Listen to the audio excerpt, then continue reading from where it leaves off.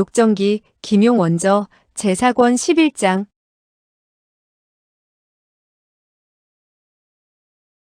10일. 비석에 새겨진 문자. 그는 쌍아가 뒤따라오고 있으면 자기가 방이와 너무 다정하게 굴 수가 없으니 따라오지 않는 것이 차라리 낫다고 생각했다.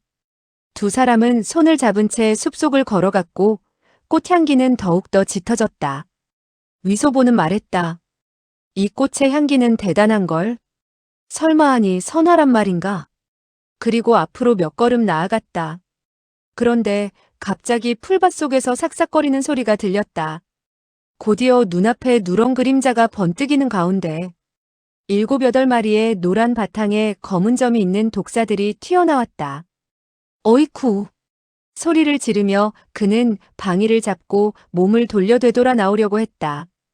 그런데 한 걸음 내딛게 되었을 때 눈앞에 다시 7~8마리의 뱀이 길을 막는데 그 뱀들은 전신이 핏빛처럼 붉었고 기다란 혀를 날름거리며 슉슉하는 소리를 내고 있었다. 이 뱀들은 모두 세모꼴 머리를 하고 있는 것으로 보아 무서운 독을 품고 있는 것이 분명했다. 방이는 위소보의 앞을 막고 칼을 휘두르며 부르짖었다. 그대는 빨리 도망쳐요. 내가 독사를 막겠어요. 위소보는 그렇게 의리를 저버리고 혼자 도망칠 수 없다고 생각했다. 재빨리 비수를 뽑아들고는 말했다. 이쪽으로 갑시다. 그리고 그는 방이를 끌고 비스듬히 걸음을 옮겼다. 그런데 2걸음을 옮겼을까 말까 했을 때 목이 서늘해졌다. 한 마리 독사가 나무 위에 둥지를 틀고 있다가 아래로 지나가는 그를 보고 내려와 덥석 그의 목을 감아버린 것이다. 이렇게 되자 그는 혼비백산에서 큰 소리로 부르짖었다. 방이는 재빨리 손으로 그 뱀을 떼어내려고 했다. 위소보는 부르짖었다. 안 돼요. 그런데 그 뱀은 고개를 돌리더니 대뜸 방이의 손가락을 물고서 놓아주지 않았다. 위소보는 급히 비수를 휘둘러 뱀을 2토막 냈다. 바로 이때였다. 두 사람의 발과 다리에 독사들이 칭칭 감아들었다. 위소보는 비수를 휘둘러 독사들을 베려고 했다. 그 순간 왼쪽 다리가 마비되었다. 어느덧 독사에게 물린 것이었다. 방이는 칼을 던지고 그를 얼싸안고는 울부짖었다. 우리 부부가 오늘 이곳에서 죽게 되었군요. 위소보는 비수의 예리함을 믿었다. 그리하여 비수를 휘둘러 한 마리의 독사를 다시 2토막 냈다. 그러나 숲속의 독사들은 점점 더 많이 모여들었다. 두 사람이 허둥지둥 숲속에서 빠져나오게 되었을 때 몸에는 이미 독사들에게 7~8군데를 물린 이후였다. 위소보는 그저 머리가 어지러웠고 정신이 아득해졌다. 그리고 저 멀리 한 척의 조그만 배가 큰 배 쪽으로 저어가고 있는 것이 보였다. 그러나 간격이 너무 멀었다. 방이가 몇 번 불렀으나 배에 타고 있는 사공들은 듣지 못한 모양이었다. 방이는 위소보의 바짓가랑이를 걷어올리고 몸을 구부려서는 그의 다리에서 뱀에게 물린 곳의 독을 빨아내려고 했다. 위소보는 놀라 부르짖었다. 안 돼요. 돌연등 뒤에서 발걸음 소리가 들렸다. 그리고 누군가가 입을 열었다. 그대들은 뭐하러 이곳에 왔지? 죽음이 두렵지 않은가? 위소보는 고개를 돌려 바라보았다. 3명의 중년 사내가 그곳에 서 있었다. 그는 황망히 부르짖었다. 아저씨, 목숨을 살려주시오. 우리들은 뱀에게 물렸소이다. 한 명의 사내가 품속에서 약을 꺼내더니 입안에 넣고 질경질경 씹었다. 그러고는 그 씹은 약을 위소보의 뱀에 물린 상처에 발라주었다. 위소보는 말했다. 그대는 먼저 그녀를 치료해 주시오. 이때 위소보의 2다리는 새까맣게 변해 있었으며 전혀 감각을 느낄 수가 없었다. 방이는 약을 받아들더니 스스로 상처에다 약을 발랐다. 위소보는 말했다. 누나. 그만 눈앞이 캄캄해지는 것을 느끼고 그는 털썩하니 뒤로 벌렁 쓰러지고 말았다. 정신을 차리게 되었을 때 그는 입안이 바짝 마른 것을 느꼈다. 그리고 가슴팍에도 격렬한 아픔을 느꼈다. 참을 수 없어 그는 신음소리를 내었다. 그러자 누군가가 입을 열었다. 이제 됐다. 정신을 차렸구나. 위소보는 천천히 눈을 떴다. 그러고 보니 한 사람이 약그릇을 들고 그의 입가로 가져왔다. 그 약은 매우 비릿했다. 그러나 그는 조금도 주저하지 않고 마셨다. 입안에 들어간 그 약은 매우 썼다. 약을 다 마신 이후 그는 입을 열었다. 아저씨, 목숨을 구해주셔서 고맙습니다. 저의 누나는 아무 일 없겠죠? 그 사람은 말했다. 다행히 일찍 구원해서 별일은 없소. 우리가 조금이라도 늦게 도착했더라면 두 사람은 목숨이 없어졌을 것이오. 그대들도 정말 대단하구려. 어쩌다가 이 신선도까지 오게 되었소? 위소보는 방이가 구원받았다는 말을 듣고 속으로 크게 기뻐했다. 그러고는 그저 고맙다는 인사말만을 하였다. 그런데 그때서야 자신이 침대 위의 이부자리 속에 눕혀져 있으며 전신의 옷이 벗겨진 상태임을 깨달을 수 있었다. 그런데 두 다리는 아직도 마비된 감이 있었다. 그 사내의 얼굴은 매우 추악했다.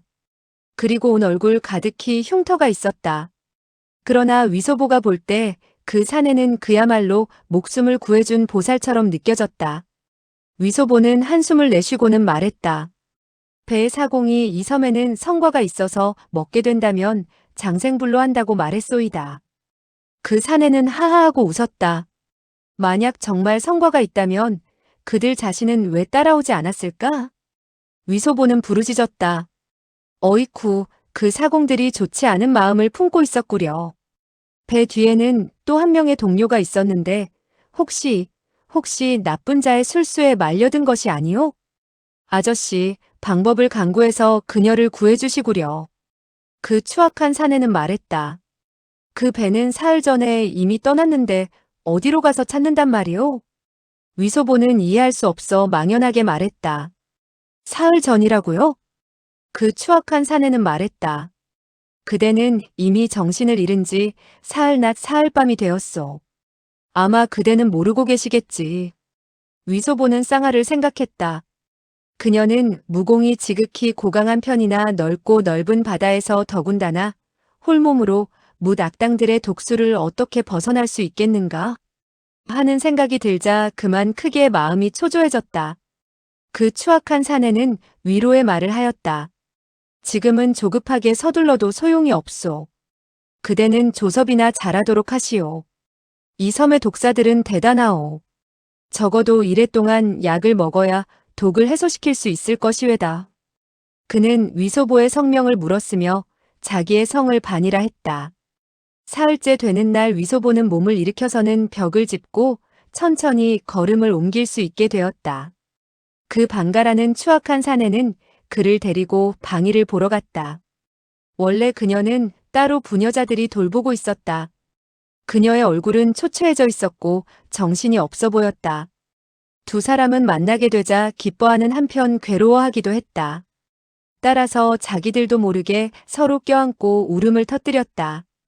이후 두 사람은 낮에는 한 방에서 지냈다. 독사의 무서움에 대해서 이야기하게 되었을 때 하나같이 머리카락과 솜털까지 곤두서는 것을 느낄 수 있었다. 엿새째 되는 날 그 방가가 말했다. 우리 섬의 의원인 육선생께서 바다로 나가셨다가 돌아오셨소이다. 나는 이미 위 형제를 돌봐달라고 그에게 부탁했소이다. 위소보는 고맙다고 인사를 했다. 얼마 후 한 사람이 들어왔는데 그 표정은 매우 부드러워 보였다. 그는 위소보가 독사에게 물린 경과를 물어본 후 말했다. 이 섬에 살고 있는 사람들은 몸에 웅황사약을 지니고 있기 때문에 독사를 몸에 놔두어도 그 독사는 즉시 도망을 칠 뿐 감히 사람을 해치지 못한답니다. 위소보는 말했다. 원래 그랬었군요. 그렇기 때문에 반형 등은 두려워하지 않았군요.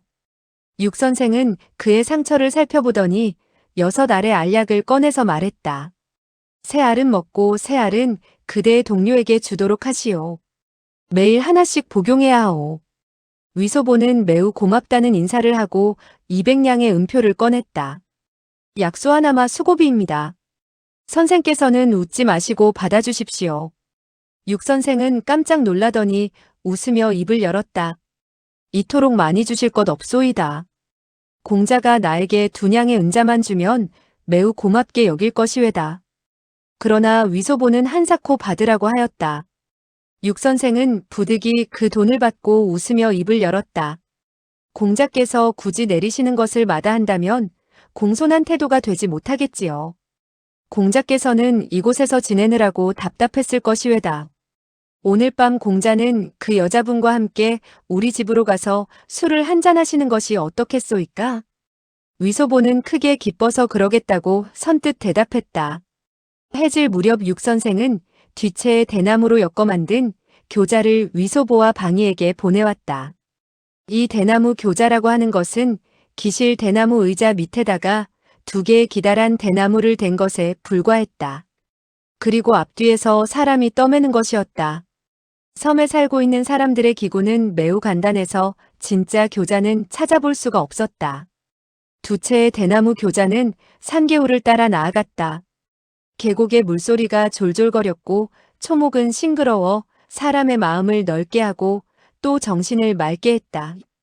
그러나 위소보와 방이는 커다란 나무나 기다란 풀을 보기만 해도 전율을 느꼈다. 혹시나 독사가 기어나오게 될까봐 두려웠던 것이다. 교자가 7, 8마장 나아가게 되었다. 그리고 3칸의 대나무 집 앞에서 멈추었다. 그 집의 벽이나 천장 등은 하나같이 사발만한 굵기에 대나무로 엮어 만든 것이었다. 보기에 매우 견고했다. 강남이나 북경 땅에서 이와 같은 모양을 한 대나무 집은 일찍이 본 적이 없었다. 육선생은 마중을 나왔다. 그러고는 2 사람을 안으로 모셨다. 대청에 이르게 되었을 때 30여 세 되는 부인이 나와 손님을 맞았다. 바로 육선생의 처였다. 그 부인은 방이의 손을 잡고 매우 다정하게 굴었다. 육선생은 위소보를 서재로 데려가 앉도록 했다. 서재의 대나무로 엮은 서가에는 적잖은 책들이 진열되어 있었다. 그리고 사면의 벽에는 서화폭이 잔뜩 걸려 있었다.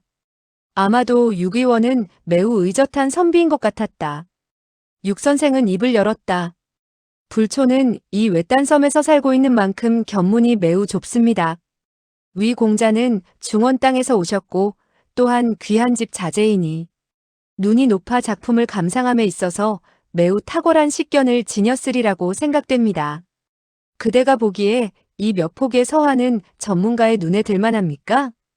이 몇 마디 점잖은 말씨는 위소보로서 겨우 알듯 말듯 한 정도였다. 그러나 그가 벽에 서화폭을 손가락질하는 것을 보고 고개를 쳐들었다. 그러고 보니 한 폭의 그림은 산수화였다.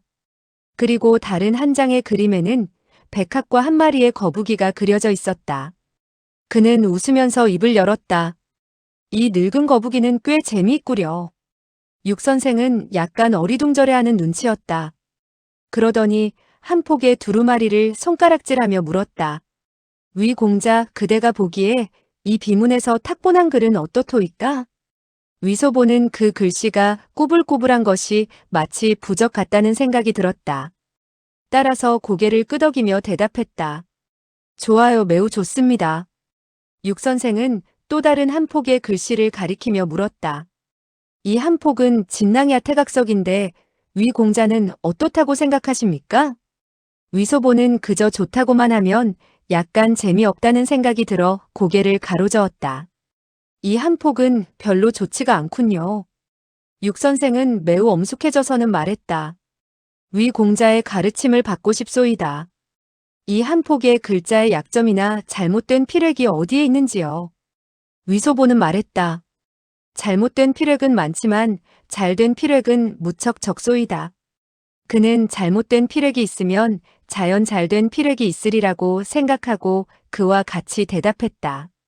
육선생은 갑자기 잘된 필획이라는 말을 듣자 약간 어리둥절하더니 고개를 끄덕였다. 정말 고명하십니다. 고명하십니다. 그리고 그는 서쪽에 있는 한 폭의 초서를 가리키며 말했다. 저 한 폭의 초서를 위 공자는 어떻게 생각하십니까? 위소보는 고개를 돌려 잠시 바라본 후 고개를 가로저었다. 저 몇 자의 글씨는 먹이 말랐는데도 덧칠을 하지 않았구려. 저 가느다란 획을 질질 끄는 것은 깨끗해 보이지 않습니다. 육 선생은 그 말을 듣고 안색이 크게 변했다. 초선은 먹을 한번 찍어 쭉쭉 내리쓰며 획을 따지는 것이었다. 그리고 먹물이 잔뜩 묻은 데와 제대로 먹물이 묻지 않은 데가 있어 상호 조화를 이루어야 했다. 그리고 먹물이 짙은 데와 옅은 데가 있는 것도 하나의 음양 조화를 꾀한다고 할 수도 있었다. 이와 같이 서법에는 여러 가지 따지는 법칙이 많았는데 그러한 법칙을 위소보는 알 턱이 없었다. 따라서 위소보가 몇 마디의 말을 하게 되자 그만 미천을 드러내고 만셈이 되었다. 육 선생은 다시 한 폭의 글자를 가리키며 말했다. 이 한 폭은 모두 다 갑골고문이외다. 이 형제는 학문이 얕아서 한자도 모르니 공자께서 지도해 주시죠? 위소보는 종이의 글자들이 하나같이 올챙이 같다고 생각했다. 그것은 마치 오대산 금수봉 보제사에서 본 비석에 새겨진 글자와 같다는 생각이 들었다. 따라서 그는 마음속으로 움직이는 바가 있어서 입을 열었다. 이 몇 자는 내가 알고 있소이다. 이는 다음과 같은 글귀이지요. 신룡교의 홍교주는 만년이 가더라도 늙지 않으며 선복을 누리리라. 신통력이 광대하며 수명은 하늘같이 높게 되리라. 육 선생은 얼굴 가득히 기쁜 빛을 띠고 입을 열었다. 천지신명께 감사드립니다. 그대는 과연 이 글자를 알고 있었구려. 그가 무척 기뻐서 말하는 소리까지 떨리는 것을 보고 위소보는 대뜸 의심이 들었다. 내가 이 몇 자를 알고 있는데 그는 어째서 이토록 기뻐할까? 혹시 그 역시 신룡교의 사람이 아닐까? 아, 야단났다. 뱀 영사. 그렇다면 이곳은 신룡도가 아닐까? 이와 같은 생각이 들자 그는 불쑥 물었다. 반두타는 어디에 있소? 육 선생은 깜짝 놀라 몇 걸음 뒤로 물러서더니 떨리는 음성으로 물었다. 그대는 이미 알고 있었소? 위소보는 고개를 끄덕였다. 기실 그는 아무것도 몰랐다. 육 선생은 점잖은 얼굴로 입을 열었다. 그대가 모두 알고 있었다면 오히려 더 잘 되었소. 그리고 그는 책상가로 가서 먹을 갈고 종이를 펴더니 말했다. 아무쪼록 그대는 이 올챙이 같은 고문을 한자 한자 옮겨 써주시오. 어느 글자가 홍자이고 어느 글자가 교자인지 말이외다. 그리고 붓을 들고 먹을 듬뿍 찍더니 다가오라는 손짓을 했다. 위소보가 붓을 들고 글을 쓴다는 것은 그의 목숨을 빼앗는 일만큼 난처한 노릇이었다. 위소보는 속으로 야단났다고 생각했다. 그러나 육 선생의 안색이 일그러져 있는 것을 보고 감히 그 뜻을 어길 수 없어 체면불구하고 책상가에 가서 앉았다. 그리고 손을 뻗쳐 붓을 쥐었다. 그런데 이렇게 되자 손이 주먹을 쥐는 꼴이 되었다. 그가 붓을 들게 되었을 때 마치 밥을 먹을 때 젓가락을 들 듯 했는데 그래도 그 모습은 어느 정도 글 쓰는 사람이 붓을 잡는 법과 비슷했다. 그러나 그와 같이 주먹을 쥐게 되자 마치 돼지를 잡을 때 칼을 잡는 법이나 망치를 들고 못을 박을 때의 꼴과 다를 바가 없었다. 천하에 이와 같이 붓을 잡는 꼴은 없는 것이다. 육 선생은 더욱더 노기를 얼굴에 떠올렸다.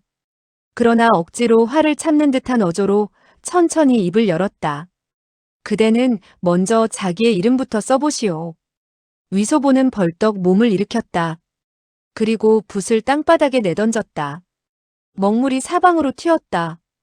위소보는 큰 소리로 말했다. 나는 아무 글자도 모르오. 개방귀 같은 글자도 쓸 줄 모른단 말이오. 뭐가 홍교주의 수명이 하늘처럼 높더란 말이오. 나는 그저 나오는 대로 씹으려서 그 고약한 두타를 속였던 것이오. 그대가 나에게 글을 쓰라고 한다면 내가 죽었다가 다시 깨어날 때까지 기다려야 할 것이오. 이제 그대는 나를 살리든 죽이든 마음대로 하시오. 내가 눈살 한번 찌푸린다면 호걸이 아니외다. 육 선생은 냉랭히 입을 열었다. 그대는 아무 글자도 모르오? 위소보는 말했다. 모르오. 그대의 거북이의 것 자도 모르고 그대는 후레자식이라는 후 자도 모르오. 그는 들통이 나게 되자 그만 수치가 분노로 변하게 되었다. 어쨌든 간에 뱀의 섬에 끌려온 이 마당에 살아남지 못하리라는 생각과 이렇게 된 마당에 빌어봐야 소용이 없다는 생각에 먼저 입으로 득을 보려고 하였다. 육 선생은 잠시 생각해 보더니 붓을 들고 종이에다가 올챙이 문자를 쓰고 물었다. 이게 무슨 글자요? 위소보는 큰 소리로 말했다. 그만두시오. 나는 모른다고 했으면 모르는 것이오. 설마 거짓말일 턱이 있겠소? 육 선생은 고개를 끄덕였다. 좋아. 원래 반두타가 그대의 속임수에 놀아났군. 그러나 이 일은 이미 교주에게 알려졌단 말이야. 내 이 좀도둑 같은 녀석. 그러더니 벌떡 몸을 일으켜 위소보의 목을 두 손으로 잡더니 점점 조르는 것이 아닌가. 그리고 이를 갈면서 말했다. 너는 우리로 하여금 교주님을 속이는 죄를 짓게 했다. 이제 모든 사람은 너 때문에 죽어 뼈를 묻힐 곳이 없단 말이다. 모두 함께 죽는 것이 그 무궁무진한 혹형을 당하는 것보다 깨끗한 것이다. 위소보는 그가 목을 조름에 따라 숨을 제대로 쉴 수가 없었다. 온 얼굴은 시뻘겋다 못해 새파래졌으며 혀를 내밀었다. 육 선생은 자기가 다시 손에 조금 더 힘을 쓰게 된다면 이 어린애가 죽어 살아남지 못하리라는 생각이 들었다. 그리고 이 일이 매우 중대하다는 사실을 상기한 그는 속으로 놀라 손을 떼어내고는 두 손으로 밀어버렸다. 그 바람에 위소보는 땅바닥에 나뒹굴었다. 육 선생은 그를 매섭게 한번 노려보더니 화가 난 태도로 방을 나가고 말았다. 한참 후에야 위소보는 놀람을 가까스로 진정시키고 몸을 일으킬 수 있었다. 후레자식이니 좀도둑이니 하는 욕을 수백 번이나 했다. 그러나 이 독사도에서는 도망갈 데도 없었다. 만약 수풀이나 숲속으로 몸을 숨겼다가는 더욱더 빨리 죽음을 당하게 될 뿐이었다. 이와 같은 사실을 생각한 그는 문가로 가서 문을 밀어보았다. 그 대나무 문은 바깥쪽에서 걸어 잠근 듯 꼼짝도 하지 않았다. 그는 창밖을 바라보았다. 창 아래쪽은 깊은 골짜기라 도망칠래야 도망칠 수 없는 형편이었다. 그는 고개를 돌려 벽에 걸려있는 서화폭을 바라보며 속으로 생각했다. 이까짓 것들이 뭐가 좋다는 것이야? 그리고 그는 땅에 떨어진 붓을 집어들고 먹을 듬뿍 묻혀서는 한 폭의 서화폭에다가 큰 거북이니 작은 거북이니 수없이 그려댔다. 수십 마리의 거북이를 그려대자 그것도 피곤해졌다. 그는 붓을 땅바닥에 내던지고 의자에 웅크리고 앉았다가 잠시 후에는 그만 잠이 들고 말았다. 잠에서 깨어났을 때 날은 이미 캄캄해져 있었는데 아무도 달려오는 기척이 없었다. 그리고 뱃속에서는 쪼르륵거리는 소리가 났다. 이 육가라는 늙은 자라가 나를 굶어 죽게 할 모양이군. 잠시 후 문 밖에서 발걸음 소리가 들려왔다. 문틈으로 등불빛이 새어들어왔다. 곧이어 대나무 문이 열리면서 육 선생이 촛불을 들고 방 안으로 들어왔다. 그는 고개를 옆으로 돌려 위소보를 물끄러미 바라보았다. 위소보는 그의 얼굴에 희노애락의 표정이 없는 것을 보고 속으로 더럭 겁이 나는 것을 느꼈다. 육 선생은 촛대를 탁자 위에 놓더니 흘깃하니 벽에 걸려있는 서화폭들에 모조리 다 꼴 같지 않게 먹칠을 해놓은 사실을 발견하고 그만 미친 듯한 노기가 끌어올라 부르짖었다. 너는. 그리고 손을 쳐들고 내려치려고 했다. 그러나 그 손은 허공에서 주춤했으며 차마 내려치지를 못하는 모양이었다. 끝내 그는 노기를 참고 말했다. 너는. 그 소리는 목에 걸려서 제대로 나오지를 않았다. 위소보는 웃었다. 어떠시오? 내가 그린 것이 그럴싸하오? 육 선생은 길게 한숨을 내쉬며 맥없이 주저앉더니 말했다. 좋아, 잘 그렸어. 그가 때리려다가 그만두고 오히려 그림을 잘 그렸다고 하는 말에 위소보는 천만 뜻밖이었다. 그런데 그의 얼굴 표정은 처연하기 이를 데 없지 않은가. 마음속을 지극히 아파하는 것이 틀림없었다. 그와 같은 표정을 대하자 그는 약간 미안한 생각이 들어 입을 열었다. 육 선생, 미안합니다. 내가 당신의 그림을 마구 못쓰게 망가뜨렸군요. 육 선생은 고개를 가로저으며 입을 열었다. 괜 괜찮소. 그리고 두 손으로 머리를 얼싸안더니 탁자 위에 엎드려서는 한참 동안 꼼짝하지 않았다. 그리고 잠시 후에야 입을 열었다. 그대가 배가 고플 것이니 밥을 먹은 후에 다시 이야기를 하기로 합시다. 어느덧 객당의 탁자 위에는 4가지의 찬과 국그릇이 놓여 있었다. 닭고기도 있었고 물고기도 있는 것이 매우 풍성한 편이었다. 곧이어 방이가 육부인의 안내를 받으며 들어왔다. 4사람은 함께 식사를 하였다. 위소보는 속으로 매우 의아하게 생각했다. 혹시 내가 수십 마리의 자라를 그렸던 것이 좋았기 때문에 육 선생은 기뻐서 나에게 한턱 내는 것이 아닐까? 그러나 그는 어느 정도 자기 자신을 알고 있었다. 아무리 봐도 사정은 그런 것 같지 않았다. 몇 번이나 입을 열고 물어보려고 했으나 육 선생의 얼굴 표정이 어두웠다 밝아졌다 하는 것을 보고 혹시 그의 비위를 거스릴까봐 두려웠고 더군다나 밥을 배불리 먹지도 못했는데 밥그릇을 빼앗길까봐 물어볼 필요가 없다고 생각되었다. 그는 즉시 아무 소리도 하지 않고 그저 밥만 배불리 먹어치웠다. 식사가 끝나자 육 선생은 그를 데리고 다시 서재로 들어갔다. 육 선생은 땅바닥에서 붓을 들더니 종이에다가 위소보라는 3글자를 써서는 말했다. 이것이 그대의 이름이요. 그대는 쓸 줄 아시오? 위소보는 말했다. 그는 나를 알아보지만 나는 그를 알아볼 수 없소이다. 그런데 어떻게 쓴단 말이오? 육 선생은 음하더니 창밖을 바라보았다. 한참 동안 물끄러미 생각에 잠겨 있더니 왼손에 촛대를 들고 그 올챙이 글씨가 있는 곳 앞으로 다가섰다. 그리고는 자세히 살펴보았다. 그리고 손가락으로 글자 하나를 가리키면서 입으로 중얼중얼 무슨 소리를 뇌까렸다. 그러더니 책상 곁으로 다가와 한 장의 백지를 꺼내 펼치고는 글을 쓰기 시작했다. 그리고 손가락으로 올챙이 모양의 갑골문자의 자수를 헤아리더니 다시 자기가 종이에 쓴 글자 수를 헤아렸다. 그리고 다시 종이 위에 글자를 이렇게 고치고 저렇게 고쳤다. 그런 연후에 고개를 돌리고 다시 그 올챙이 모양의 글자를 보며 연신 중얼중얼 혼잣말을 했다.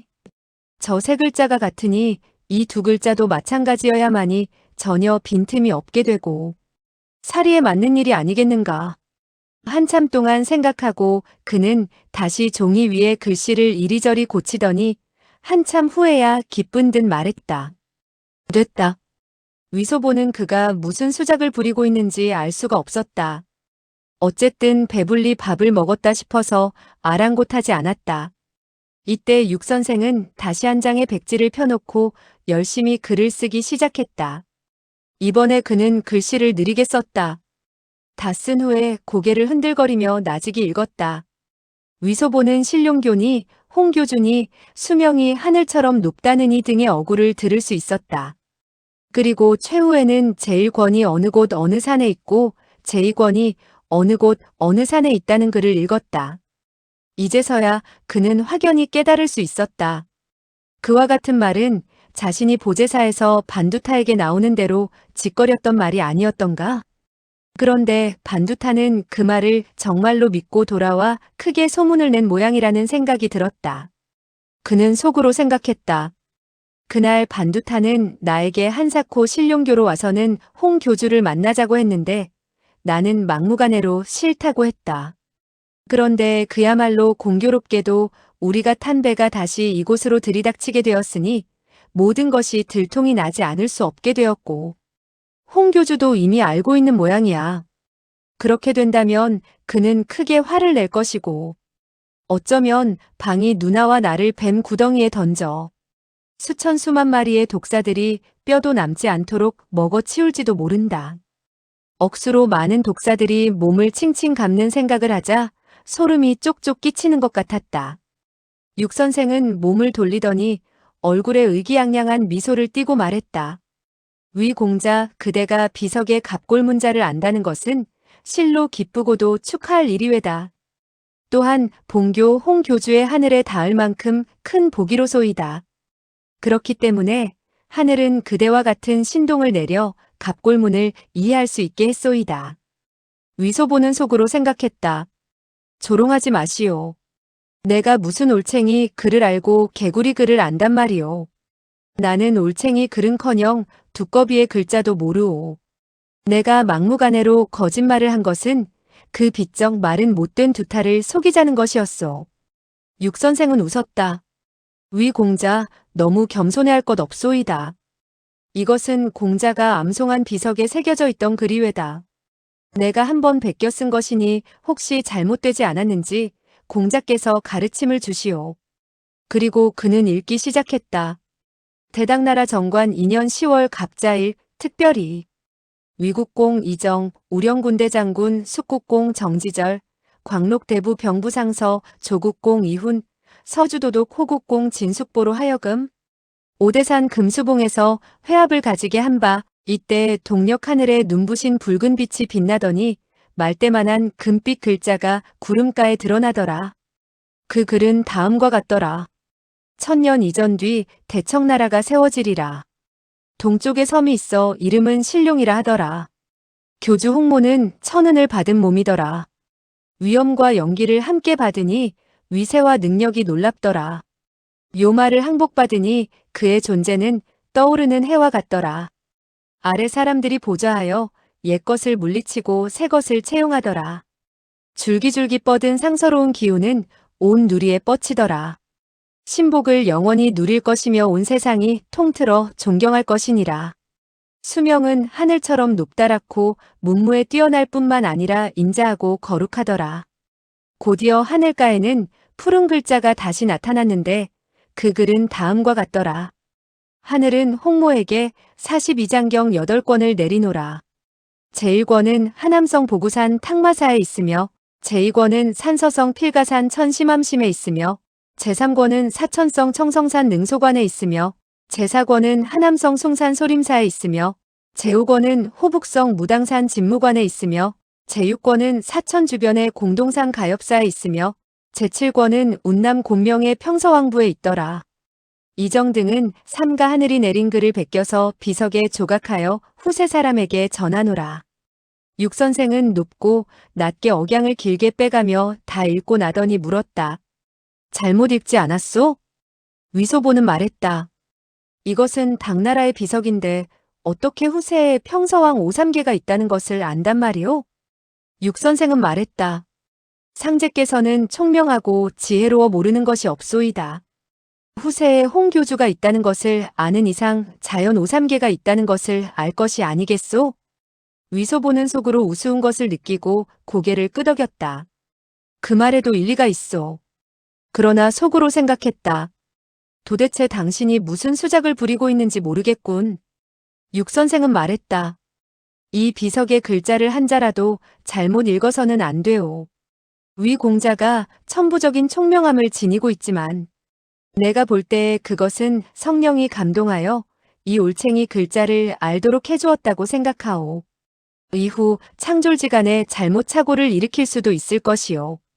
그러니 위 공자가 이 한편의 비석에 새겨진 글을 외워두는 것이 제일 좋겠소.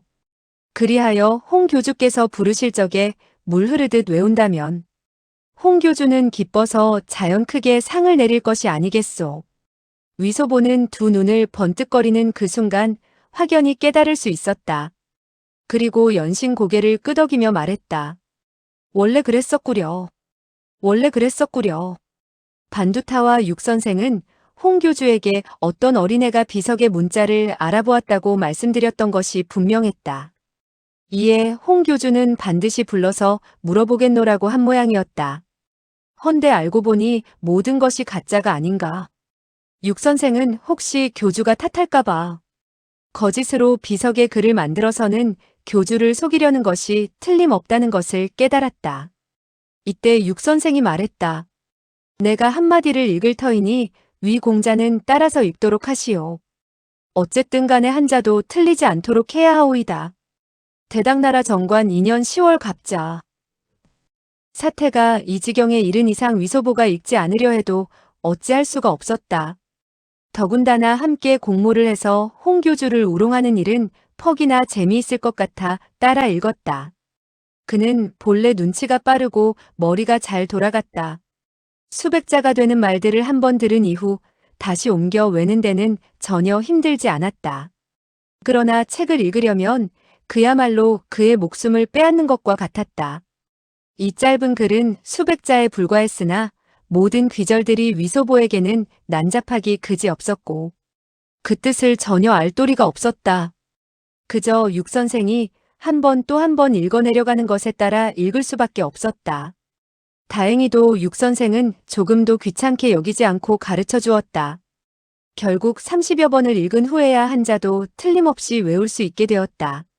이날 밤 그는 육 선생의 집에서 자게 되었다. 이튿날 그는 다시 외웠다. 육 선생은 그가 모조리 기억하고 있는 것을 보고 무척 기뻐했다. 그러더니 종이와 붓을 꺼내서는 한자 한자 올챙이 글자를 썼다. 그리고는 그에게 알아보도록 가르쳤다. 어느 것이 당자이고 어느 것이 정관할 때의 정자인지를 가르치는 것이었다. 이렇게 되자 위소보로서는 속으로 야단났다고 생각하지 않을 수 없었다. 본래 이 올챙이 글은 비뚤비뚤한 것이 그 모양이 비슷해서 하나하나 분별하고 또한 써낸다는 것은 하늘에 오르는 것보다 힘들었으며 죽는 것보다 더 고통스러웠다. 더군다나 그는 잠시도 앉아있지 못하는 성미인데 어찌 마음을 안정시키고 올챙이 글을 배울 수 있겠는가? 위소보가 울상을 지었기 때문에 육 선생 역시 불안스럽게 여겼다. 육 선생은 이때 그 비석의 문장이 또 다른 뜻을 가지고 있다는 것을 이미 알고 있었다. 그러나 그는 반두타가 탁 보내온 자수를 헤아려 보고는 달리 한 편의 문장을 만들어 억지로 끼워 맞춘 것이다. 그렇기 때문에 그저 자수가 같도록 만들어 이 글이 홍교주의 환심을 샀으면 하고 바랐을 뿐이지 원래 비석에 새겨져 있는 내용이 무엇인지 따질 겨를이 없었다. 그런데 그와 같이 억지로 맞추고 보니 틀리는 점이 한두 가지가 아니었다. 대당나라 정관 2년 할 때 이 자는 바로 6번째에 놓여 있었으나 비석에 원래 새겨져 있는 6번째 글자의 획은 18획이나 되었다. 아무리 따져본다고 하더라도 18획이나 되는 글을 이 자로 읽는다는 것은 우격다짐이 아닐 수 없었다. 그리고 5번째 글자 정관할 때 관자에 해당하는 글은 3획밖에 되지 않아. 그야말로 억지로 꿰어 맞춘 것이 드러날 지경이었다. 그러나 동쪽을 살피면 서쪽이 무너지고 서쪽을 살피면 동쪽이 무너지는 꼴이었다. 육 선생이 아무리 재주가 좋다고 하더라도 창졸간에 전혀 빈틈없는 문장은 만들어낼 수는 없었다. 홍교주는 총명하기 이를 데 없기 때문에 이 가짜 문장으로는 10중 8구 홍교주의 눈을 속일 수 없을 것 같았다.